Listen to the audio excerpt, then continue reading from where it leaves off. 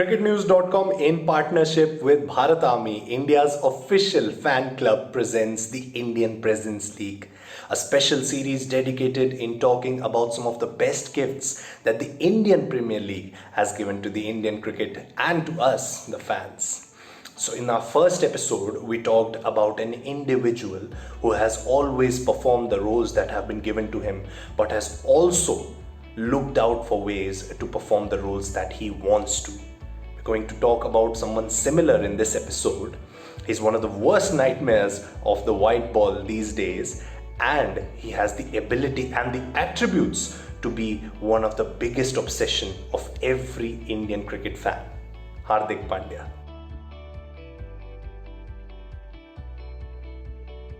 Why the obsession though? Hardik Pandya is a seam all-rounder, and for the longest time I remember, or the longest time anyone can remember, Indian cricket and Indian cricket fans have been obsessed with having a seam all-rounder in the team. And the comparisons have been there since the era of the great Kapil Dev, but I really like what Hardik Pandya did 2 years back when in a post-match press conference in England, he made his stand clear. He folded his hands in a room full of journalists and he said, "Let me be Hardik Pandya." And for anyone who's looking for an apt biopic, biography, or a web series title, depending on whichever generation you are from or depending on whatever you prefer, I think Let Me Be Hardik Pandya is a really, really good one for this man. Well, if you look at his story, of course, Hardik Pandya and his brother Krunal Pandya's rise onto the scene and their struggle in the initial years of their cricket alongside their family has been well talked about. And no one can really deny the importance that IPL has had to play in shaping them as the cricketers that they are. You look at Hardik Pandya, in 2015, he was bought for a price of rupees 10 lakh by Mumbai Indians. And 3 years later, he's retained by the same franchisee for a price of rupees 11 crore. Now, it isn't just this financial number that can do justice to the Pandya story. What a cricketer he has been for the franchisee. You look at his first season, everyone remembers that half century he scored against Kolkata Knight Riders. But I think the innings that really gave us a picture of what Hardik Pandya was to be was his 21 run of 8 balls against a hard and fastened Chennai Super Kings side. And that has really been his strong point. I think more than his half centuries, it has been his 20s and his 30s that have really made him a destructive batsman that he is, and a great fear in the opposition's head. But remember, he can also do the trick with the ball, and that is why he received his international call within a year of his IPL debut. He's called up for the India tour of Australia in early 2016, and in the very first game, in his debut game, a T20 international, which is being played at the gigantic Adelaide Oval, Hardik Pandya gets hit for 19 runs of his first over. But what does he do after that? He makes sure that he makes a comeback. He takes 2 crucial wickets to guide India to a win in that match. And if you remember, this is the series where India whitewashed Australia by 3-0 in the T20Is. So yes, Hardik Pandya has been part of many fascinating moments in the Indian cricket timeline over the last 3 to 4 years. Another great moment came 2 months after that series win, the India versus Bangladesh T20 World Cup group stage match at the Chinnaswamy Stadium. 2 runs needed to win for Bangladesh of the last 3 balls, and if they win this one, India are out of the tournament. And who's the bowler? Hardik Pandya.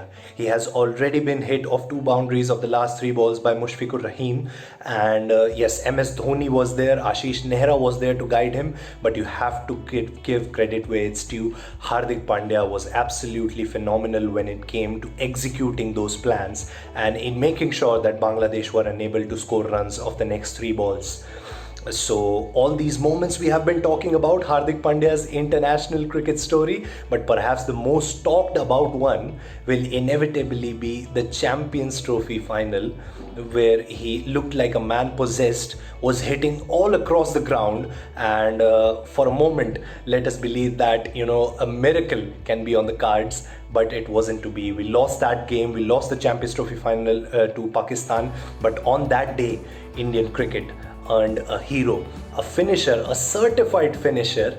And yes, Hardik Pandya has been a great player and has always had the knack to hit those big ones after that particular match. But has Hardik Pandya only been this swashbuckling cricketer in the white ball game?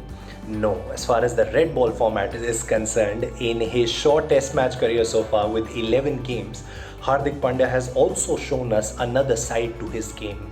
That he can score those 21 or 30 runs of 8 or 10 odd deliveries, but he can as well take his time to reach on to those runs and to make sure that he stays there in the middle and also do a lot more with the ball.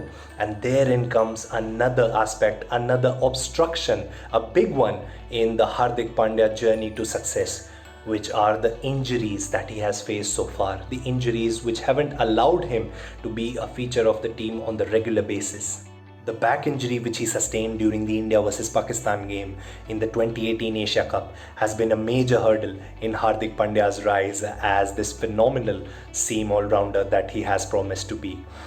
But just like any other hero story, Hardik Pandya's story is also about perseverance and comebacks. And what a comeback he made through IPL 2019. Scored more than 400 runs for MI that season, was a classy finisher for them, and the way in which he scored those 400 runs was a key talking point of the tournament. MI of course grabbed their fourth title, and there were no questions about Hardik Pandya's inclusion in the World Cup squad post that. He made sure that there were no questions. But another comeback is on the cards, and we are witnessing it right now as Hardik Pandya plays IPL 2020. He got his back operated in 2019, missed out on most of the cricket that India has played post the World Cup, but then he's making sure that he's extra cautious with his back right now. There's an interesting element in this Hardik Pandya story on which we can end this, that ever since he began his international career, there were talks about finding someone who can replace MS Dhoni as a wicketkeeper in the India squad. But then as soon as he started displaying his brand of cricket, there haven't been talks of finding a finisher in the post-Dhoni era, because everyone knows Hardik Pandya can be a sensational and is a sensational finisher as of this moment. But then again, there's a lot to be seen of Hardik Pandya, and he knows it, everyone knows it, and he will be keen on making sure that he becomes the player that he wants to be. But one thing which we can make sure from our end, and everyone around him can make sure from their end, is that we let him be Hardik Pandya and no one else, and that we let him be this great present that the Indian Presence League has given to the Indian cricket.